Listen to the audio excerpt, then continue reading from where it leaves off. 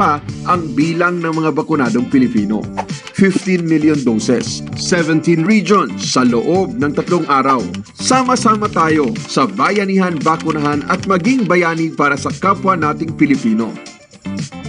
Mga kababayan, sama-sama nating ipakita ang lakas, isang bayan nating labanan ang COVID. Ligtas, lakas, buo, Pinas.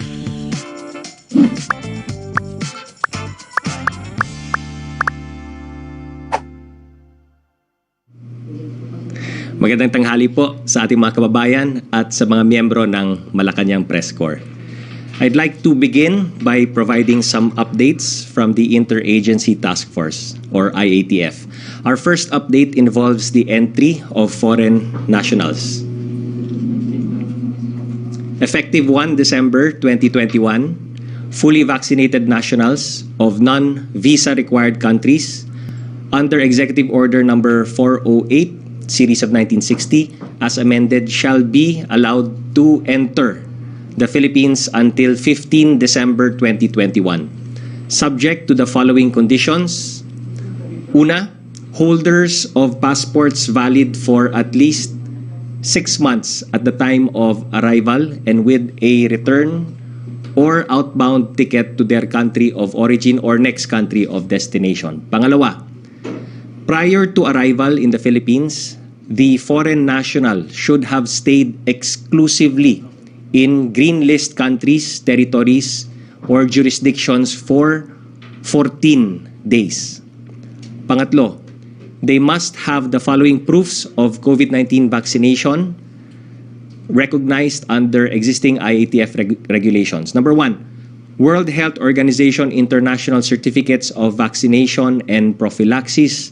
Number 2, VaxCert-PH, or number 3, National State Digital Certificate of the Foreign Government which has accepted VaxCert-PH under a reciprocal arrangement unless otherwise permitted by the IATF. In this regard, the following testing and quarantine protocols shall be observed in all ports of entry. First, a negative RT-PCR test shall be required to be taken within 72 hours prior to departure from the country of origin. Upon arrival, no facility-based quarantine and no on-arrival RT-PCR test will be further required, but the passenger is enjoined to self-monitor for any symptoms until the 14th day, with the first day being the date of arrival. Second, travelers merely transiting through non-green list countries, territories, or jurisdictions shall not be deemed as having come from or having been to said countries, territories, or jurisdictions if they stayed in the airport the whole time and were not cleared for such entry into such countries, territories, or jurisdictions by its immigration authorities. Third, the testing and quarantine protocols of minors shall follow the testing and quarantine protocols of the parent or guardian traveling with them, regardless of the minor's vaccination status and country of origin. Fourth, for those vaccinated but failed to comply with the above test before travel requirements, they shall be governed by the protocols for unvaccinated individuals coming from green list countries, territories, or jurisdictions, such that they shall be required to undergo facility-based quarantine until the release of a negative RT-PCR test taken on the 5th day. They will also be required to self-monitor until the 14th day of arrival, with the date of arrival being the first day. Fifth, for your guidance, the list of non-visa required countries under Executive Order Number 408 Series of 1960 as amended may be found at the DFA official website. With regard naman to the alert level system, the IATF approved the following to be observed in the nationwide implementation of the said system. First, the Department of Health in coordination and discussion with the STWG on data analytics, shall determine the alert level classifications of provinces, highly urbanized cities, and independent component cities for the final approval and announcement of the IATF. Ang final alert level classifications ay hindi po pwedeng i-apela. Second, recommendations for new alert level classifications will be given in time for the 15th and the end of the month. However, assessment of areas will be done weekly to determine areas requiring immediate escalation. Third, alert level escalations may be done at any time within the implementation period if warranted. However, de-escalations shall only be done at the end of the set implementation period. Naiintindihan po natin na bumababa ang kaso ng COVID sa buong bansa at magandang senyales po ito. Ngunit, hindi po tayo magiging kampante. We have already seen what can happen when we become lax. Still on the alert level systems, the IATF ratified the following recommendations. Una, with the nationwide implementation of guidelines on the alert level system for COVID-19 response, providing for, among others, guidelines on the conduct of contact sports, IATF Resolution number 79 Series of 2020 issued on 15 October 2020 is hereby repealed insofar as the authority to the regional IATFs to approve the same. Pursuant to the alert level guidelines wherein for contact sports in areas under level 2, the same may be conducted subject to the approval of the LGU where such games shall be held. Okay, so sa LGU po yan. Pangalawa, ang mahigpit na pagpapatupad ng minimum public health standards tulad ng tamang pagsuot ng face mask. Inatasan ang mga pampubliko at pribadong establishmento na tiyakin ang pagpapatupad nito. Kasama na doon sa mga bata, mga minors, at ang pag-exclude sa lahat ng mga hindi sumusunod dito sa kanilang mga lugar. Inatasan din ang mga lokal na pamahalaan na siguraduhin na magpapatupad ng tama ang direktibang ito. Sa madaling salita, kung di po sumusunod ang isang individual sa patakaran ukol sa paggamit ng face mask, pwede pong hindi papasukin sa establishmento. Bilang pagpapakita ng buong suporta sa Bayanihan Bakunahan, ang National Security Advisor bilang Vice Chair of the National Task Force to End Local Communist Armed Conflict ay inatasan na maglabas ng deployment guidelines para sa Cabinet Officers for Regional Development and Security. Sa usaping bakuna, dumating kagabi, November 25, ang 1,017,900 doses ng Pfizer vaccine na binili ng pamahalaan. Kahapon naman, ng hapon ay dumating ang 3,191,040 doses ng AstraZeneca vaccine na donasyon ng Inglaterra sa Pilipinas sa pamamagitan ng COVAX facility. May 700,000 doses ng AstraZeneca vaccine na donasyon ng pamahalaan ng Australia na dumating noong Miyerkules, November 24. That is a total of 4.9 million doses that arrived between Wednesday and yesterday. Samantala, nasa halos 79.6 million ang kabuuang bilang ng doses ng bakuna na naiturok sa buong Pilipinas as of November 25, 2021 ayon sa National COVID-19 Vaccination Dashboard. Sa bilang na ito, nasa 45.32% or almost 35 million na ang fully vaccinated. Habang sa Metro Manila ay higit 100% or 10.4 million na ang nakatanggap ng first dose, samantalang 95.11% or mahigit 9.2 million na ang fully vaccinated. Sa COVID-19 update naman po, nananatiling below 1,000. That's 975 ang mga bagong kaso ayon sa datos ng DOH na may petsang November 25, 2021. Ang kabuang bilang ng mga aktibong kaso ay nasa 17,796. Ang positivity rate, katulad ng last press briefing po natin, ay nasa 2.8% pa rin. Patuloy ang pagtaas ng gumaling. Nasa 97.7% ito. Nasa mahigit 2.7 million ang naka-recover, habang nasa 1.69% ang ating fatality rate. Malungkot naming binabalita sa inyo na kahapon ay nagtala tayo ng 193 sa bilang ng mga binawian ng buhay dahil sa COVID-19. Suma total ay mayroon na tayong 47,875 COVID deaths. Patuloy na gumaganda ang kondisyon ng ating mga ospital sa buong Pilipinas. Nasa 30% ang ICU bed utilization, 29% naman sa Metro Manila.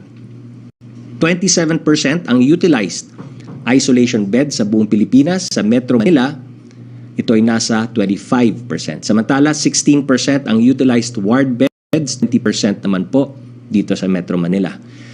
Pagdating sa ventilators, ang utilized sa buong Pilipinas ay nasa 19%, 21% naman sa buong Metro Manila. Paalala lamang po, hindi pa rin ito dahilan para magpakampante.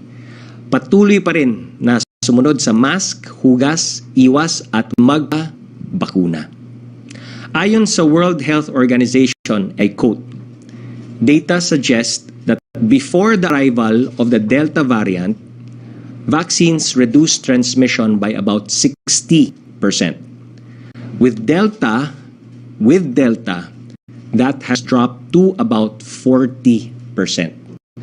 Dagdag pa ng WHO, vaccines save lives, but they do not fully prevent transmission. Kaya nga po, paulit-ulit naming pinapaalala na kung kayo ay bakunado na, patuloy pa rin po mag-mask, hugas, iwas para iwasang ma-infect ang sarili at maka-infect din ng ibang tao.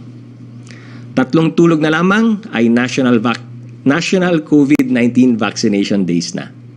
Ayon sa Proclamation number 1253 na nilagdaan ng Pangulo noong Miyerkules, November 24, at nilabas ng aming opisina sa parehas na araw, ang mga empleyado at mga manggagawa na nasa pamahalaan at pribadong sektor na mababayaran sa November 29, November 30 at December 1 ay hindi maituturing na absent basta magpakita lamang sila ng proof of vaccination sa nasabing araw sa kanilang employer. Magkita-kita po tayo sa Lunes para sa Bayanihan Bakunahan launch. Sama-sama nating ipakita ang lakas, isang bayan ng labanan ang COVID sa pinagsamang puwersa ng national government at buong medical community. 15 milyong Pilipino ang ating babakunahan sa buong bansa. Ligtas, lakas, buong Pilipinas. As for the activities of the President, he has a full day today. He is scheduled to speak before the second plenary and retreat sessions of the 13th Asia-Europe Meeting or ASEM Summit on the topic Rebuilding a Resilient Future and Other International and Regional Issues. The ASEM Summit is an informal dialogue process involving 53 partners from Europe, Asia, the European Union, and the ASEAN Secretariat. The Philippines is one of the founding members. This year's summit is chaired by the Kingdom of Cambodia with the theme, Strengthening Multilateralism for Shared Growth. Malagang anunsyo, naka-flash po sa inyong screen ang lucky winners ng 5,000 pesos para sa buwan ng Oktubre para sa Bakunado Panalo Raffle. Congratulations po sa ating 50 winners. Vina-validate po Binavalidate pa po ng DOH ang winners ng November draw. I-anunsyo na ito ilang linggo mula ngayon. Sumali na sa grand draw, pwede ka pang mag-register hanggang December 15. Tandaan, maaari kang manalo ng 1 milyong piso para sa grand prize. Kalahating milyong piso sa second grand prize at 10 ang pipiliin para manalo ng 100,000 pesos. Pumunta lamang po sa DOH Facebook page para sa karagdagang detalye. Kung may manalo man sa inyo dito sa MPC, congratulations. Ayoko na sabihin yung susunod na linya. Dito nagtatapos ang ating presentation. Makakasama po natin ngayon si Dana Krisha Sandoval ng Bureau of Immigration, ang kanilang spokesperson. Magandang hapon po, Kabsec, and sa ngalan po sa si Commissioner Jaime Morente at ng buong Bureau of Immigration, magandang araw din po sa ating mga taga-subaybay.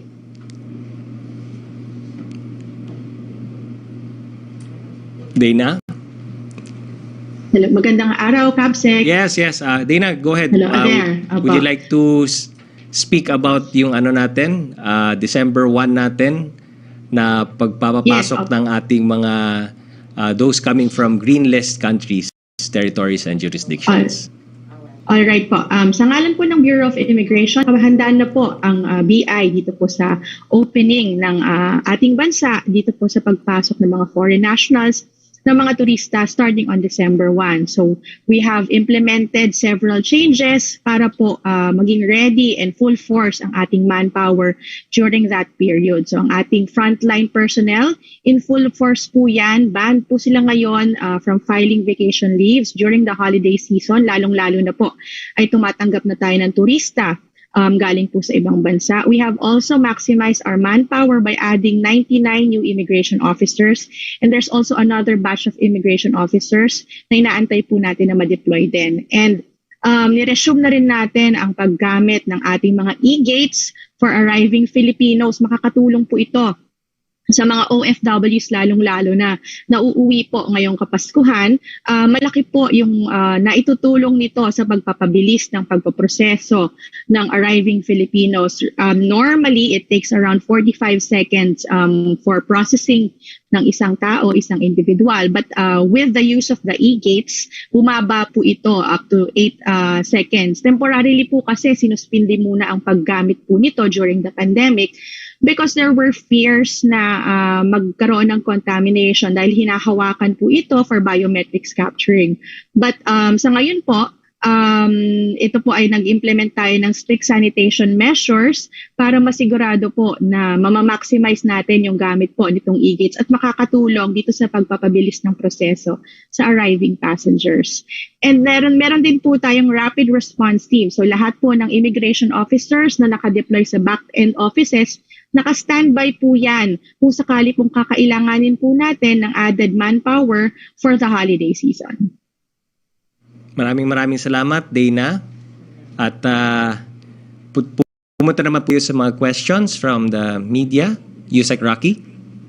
Yes, good afternoon, Secretary Nograles and kay Ms. Dana. Question from Mela Les Moras ng PTV and Jermaine Jamponsala ng ABS-CBN. Same question din po with Tuesday ng DCBB. Metro Manila mayors last week said they would let the IATF decide on mobility curbs for children aged 12 below. How soon can we expect this decision?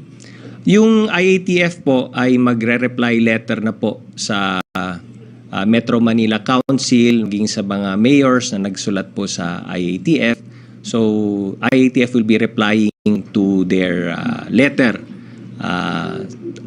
regarding that question or issue or concern po nila. At kagaya ng nabanggit ko na nga kanina sa ating latest resolution ng IATF, yung mga establishments po, lahat po tayo, public and private establishments, unang-una sa lahat, kailangan po natin talagang ma-implement na lahat ng pumapasok labas ng ating mga establishmento ay dapat naka-minimum public health standard protocol sinusunod nila ang minimum public health standards. Kabilang na po dyan yung pagsuot ng face mask. So, meron pong authority ang mga establishments na doon sa mga hindi nagsusot ng face mask or hindi kaya magsuot ng face mask, kabilang na po dito yung mga minoridad, ay meron po silang authority na hindi po papasukin sa kanilang establishmento. At kami po ay nananawagan sa mga LGUs to ensure that this is strictly being enforced. So, ganoon na lamang po ang kasagutan, ang desisyon ng IATF tungkol sa concern po na yan. Opo. Second question from John Punsalan ng ABS-CBN. A doctor recently said a 1-year-old patient was admitted to the hospital with bronchopneumonia after going to a crowded area. How alarming does the IATF find this information, considering that recently another 2-year-old reportedly caught COVID-19 after going to the mall? Opo, ganun na nga po, crowded area, no? Sinabi crowded area. So, tandaan po natin yung 3 C's. Kabilang nandiyan yung crowded area, no? Those with close contact. Pag crowded area, pag kasama sa 3 C's, lalo pa pong importante na naka-minimum public health standards po tayo tulad ng pagsuot ng face mask. Para sa mga menor de edad, sabihin natin, mga batang-bata, mga infants lalo na hindi naman makapagsuot ng face mask, dapat automatic na po para sa ating lahat, maging magulang, dadan, tayong mga adults, nasa responsibility na siguro natin yan, no? Na pag crowded area, pag closed area, doon may close contact, hindi naman makapagsuot ng face mask, so hindi natin dadalhin. Okay, number 1. Number 2 po, pangalawa, yung establishmento na mismo, private or public establishments. Pag hindi naka-face mask, kasama mga bata dyan, wag na lang po natin papasukin. Authority nyo na po yan. That is part and parcel of your responsibility and obligation na rin po. Wag papasukin kung hindi naka-face mask. Minimum public health standards, no? And number 3, LGUs. LGUs must strictly enforce that, no? And tulong-tulong po tayo dito. Ito po yung pinakamensahe ng IATF.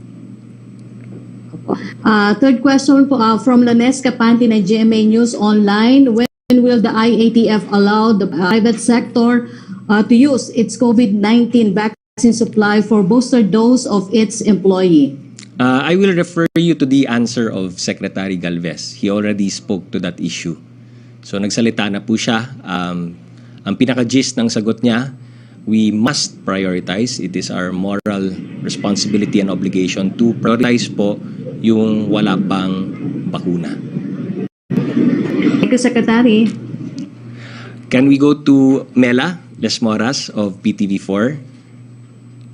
Hi, good afternoon, Secretary Nograles at kay Spokesdana. Sir, unahin ko lang follow-up question dun nga sa mga bagong IATF policies para sa inyo po ni Spokesdana. Tatanong ko lang po, since magiging parami na yung mga tinatanggap natin sa Pilipinas, paano naman po tayo mag-iingat lalo na't may na-detect na namang bagong variant ng COVID-19 sa South Africa na pinangangambahang malala din yung possible na maging epekto. Paano po kaya natin yun marireconcile? Sa ngayon, as early as now, ano po kaya yung mga measures na gagawin ng government para hindi ito matulad sa Delta variant na talagang maraming naapektuhan sa buong bansa, sa Bureau of Immigration side and sa Malacanang side po?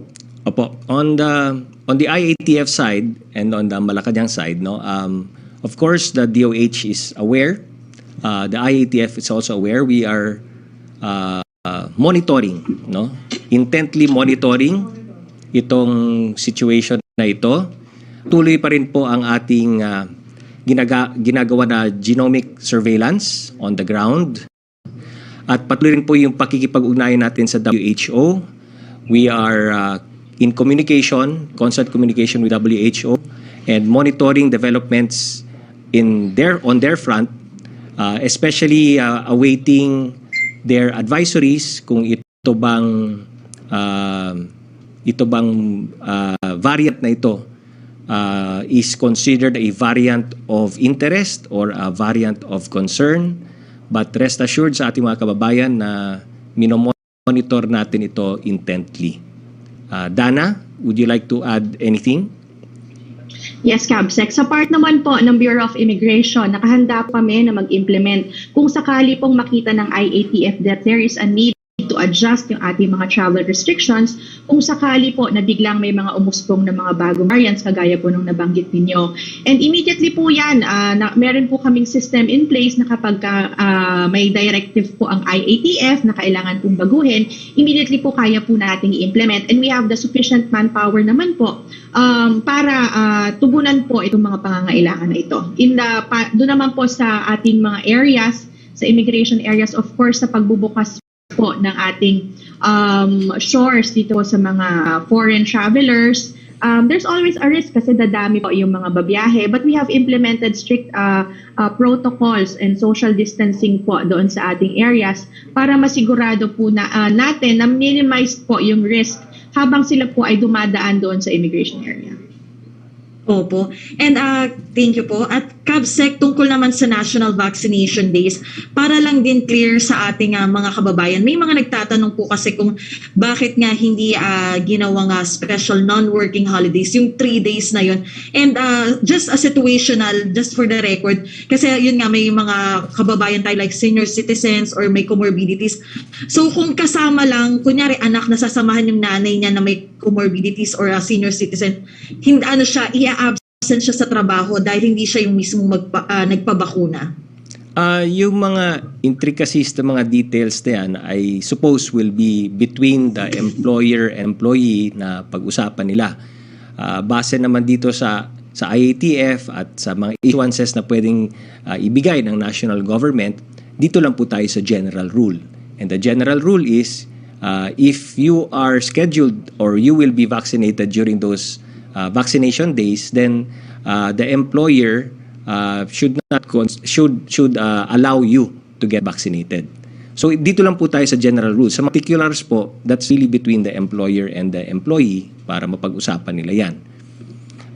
And to answer your question, the reason why hindi po siya holiday ay dahil naman po, of course, number one, kailangan nating paandarin ang ating ekonomiya, lalong-lalo na sa panahon ngayon. Let's use this, itong pagbaba ng cases ng COVID, magandang nakita na yung numero, this is really a chance and opportunity to rebound economy. That being said, syempre, kailangan natin na magtrabaho. No? At ang i-exempt lang doon, yung hindi pa bakunado at kailangan magpabakuna during those 3 national vaccination days. So, ganun po yung logic behind the decision.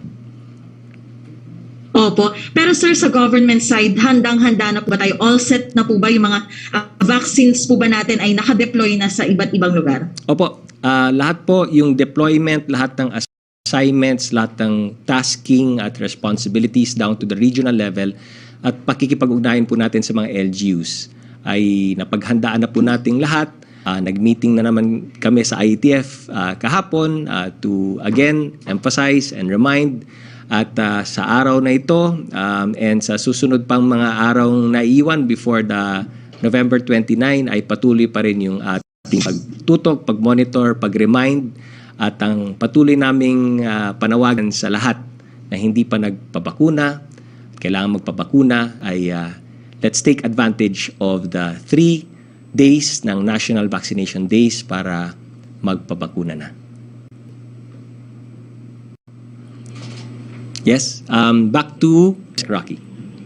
Yes, thank you, Secretary. From Melales Moras pa rin po, and Lanes Capante, what is the policy daw po to China who is asking the Philippine government to remove BRP Sierra Madre in Ayungin Shoal? Nagsalita na po si Secretary Lorenzana tungkol sa issue na yan. So, yung sinabi po ni Secretary Lorenzana, I believe is already sufficient. Opo. From yung tanong po ni Joel Peleño ng DWIC, na tanong na po ni Mela Lesmora.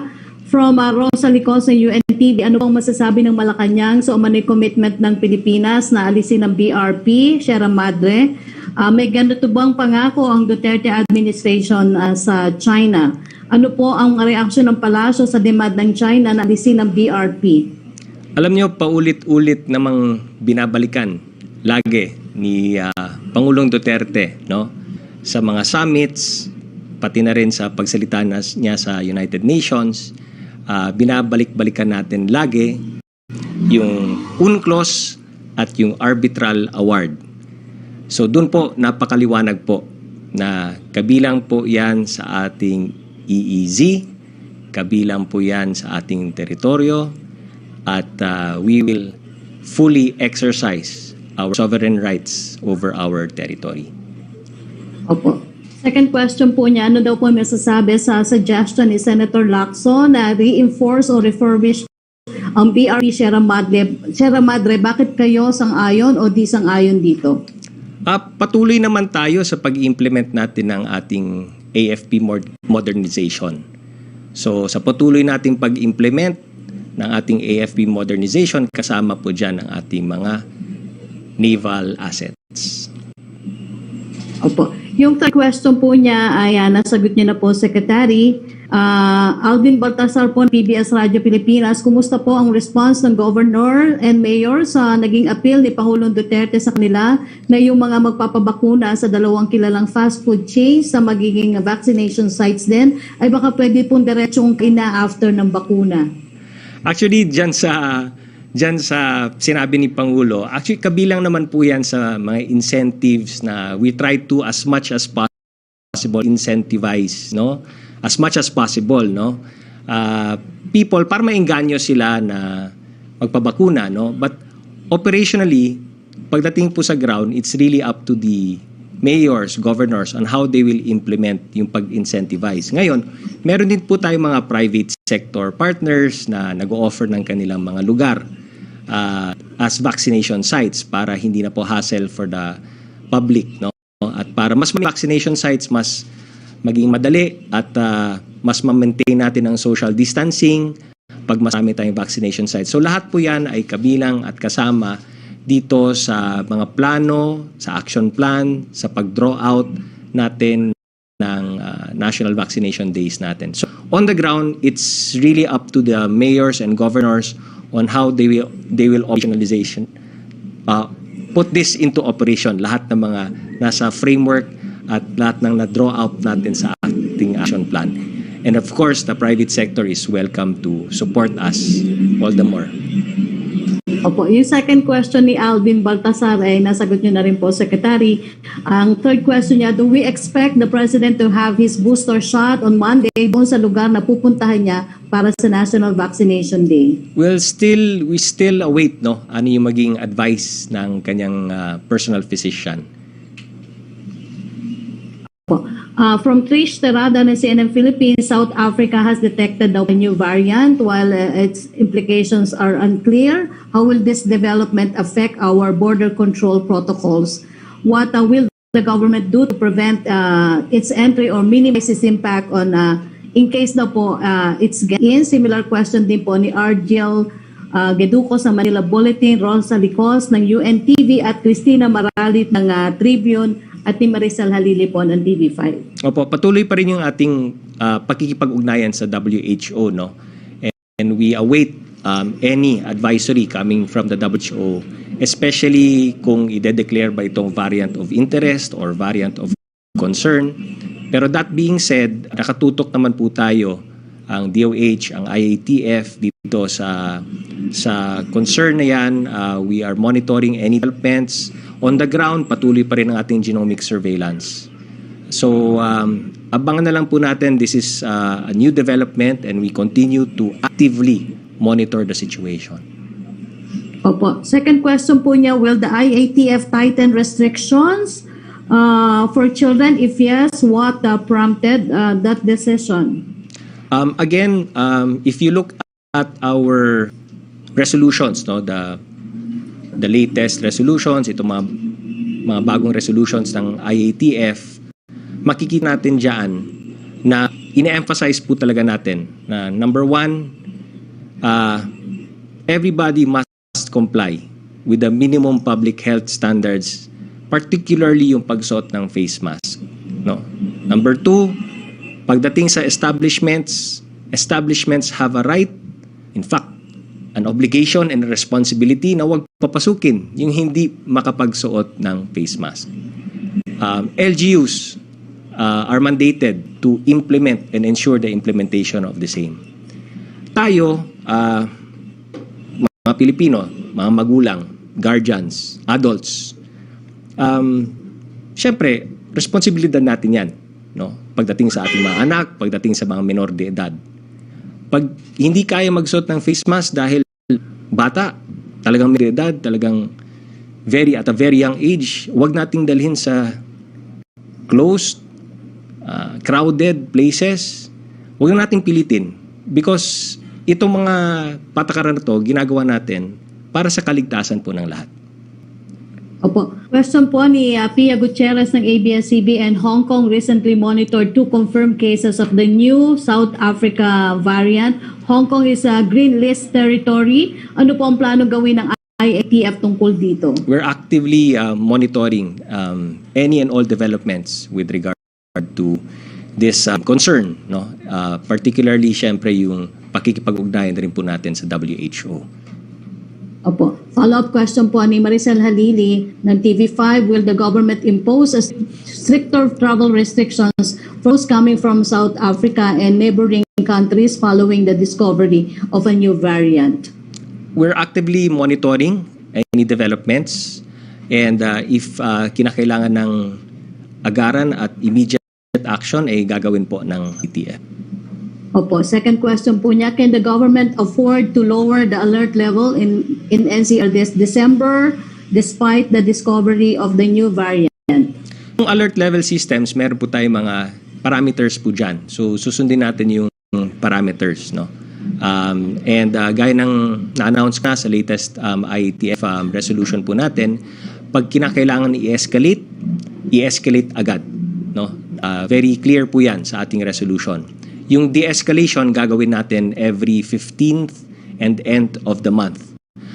Yung ating pag-monitor din kung anong alert level system ang bawat area, we do it weekly. But in terms of escalation, kung kinakailangan ASAP agad yan. Opo. From Jonah Villaviray na Asahi, Manila, what did the President speak about in his intervention at the Asia-Europe meeting o ASEM summit? Did he raise the Ayungin Shoal attack to highlight the need for greater multilateral cooperation to ensure freedom of navigation in the South China Sea? Malacanang will issue a statement immediately after the conclusion of the event. Opo. Question from Celerina Monte ng NHK, ganun din po ni Jerome ng Reuters. Entry po ng clarification daw po sa entry ng foreigners. Why is it only December 15, 2021? That's a good question. This is something that we are doing step by step. So, ang nilabas na resolution ng IATF is hanggang December 15. But if upon the implementation of this ng December 1, syempre, imo-monitor natin. We will make proper adjustments kung kinakailangan while we are monitoring its implementation on the ground. And if we will extend it, we will extend it. So, right now, the IATF is just prepared to release a resolution that says up to December 15. Pero pag nakita naman po natin na maganda ang implementation nito, ay i-extend natin yung dates. Opo. From Julie Aurelio ng Philippine Daily Inquirer, may I ask for the palace reaction on the coalition of Bongbong Marcos and Sara Duterte Carpio with the ex-President Arroyo and Estrada's political forces? Does President Duterte feel threatened or intimidated by this consolidation of forces by his daughter and ex-Senator Marcos? That's a political exercise, and parties are free to do what they think they should do, basta well within the parameters of our election laws. Opo. Question from Dario Agnote of Sinwa. Kasama po ba daw yung tourists doon sa mga foreigners from non-visa countries? At ang tanong naman po ni Jerome ng Reuters, for tourists na ba yung fully vaccinated foreigners? Opo, let's give it to Dana. Dana? Yes po, yes, Cabsec. Good afternoon. Starting po, December 1, yes, yung mga tourists po coming from the green list countries within the last 14 days, kailangan po, very particular tayo doon, kailangan doon sila sa green list countries nang galing within the last 14 days, pwede pong pumasok. So yung EO408 po kasi yan ang nagsasabi po na sila po ay visa-free, hindi po silang pumasok dito. These are 157 countries, nationalities that may enter, but kailan po nanggaling po sila doon sa 44 na green list countries? Opo. From Ms. Dana, may tanong po si Vance Fernandez, with the reopening daw po of a lot of economic activities in the country in the past month, what does the Bureau of Immigration project of outgoing Filipino travel? Is there an expected projection of increased numbers of people immigrating out of the country for things such as work vacation? Actually, overall, bumaba yung movement ng people in and out the country during the pandemic. But slowly, as the economy recovers, and then pati yung mga other countries ay unti-unti pong nag-open ng kanilang mga borders, we're seeing more movement of people, both coming in and out of the country. So siguro by the end of the year or early next year, mas makakita tayo ng higher figures than the ones that we have seen for 2020. Opo. Secretary Nograles, yung tanong po ni JP Soriano ng GMA News about Ayungin Shoal at China issue ay nasagot nyo na rin po. Opo. Secretary Nograles, salamat po. Thank you, Ms. Dana, and thank you, MPC. Thank you very much, Yusek Rocky, and we'd also like to thank Dana Crisha Sandoval ng Bureau of Immigration. Mga kababayan, sa kabila ng maraming hamon at tagumpay, nananatili ang pangangailangan para sa pinagkaisang adhikain, para sa paghilom at pagbangon ng bayan. Hanggang ngayon, nananatili ang ating panawagan, kailangan nating magtulungan. Maraming salamat po, ingat po lagi, God bless, and have a happy weekend po.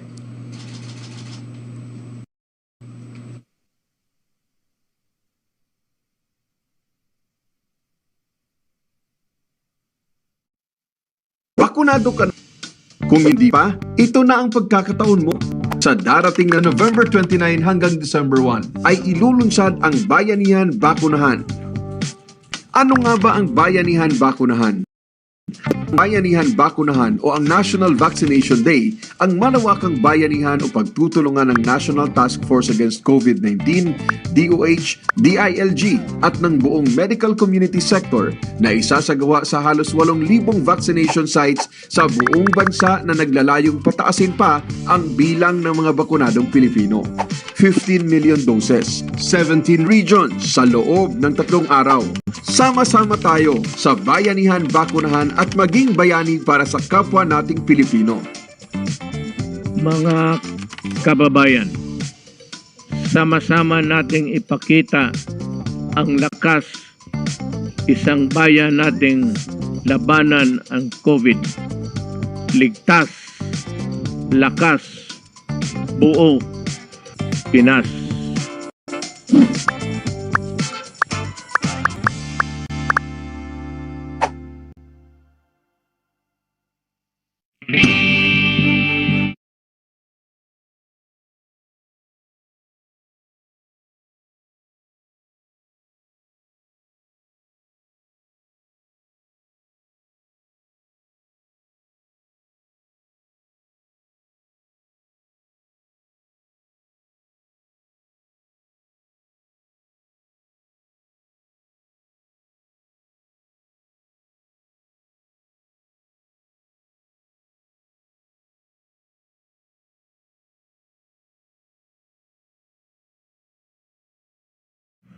At kung may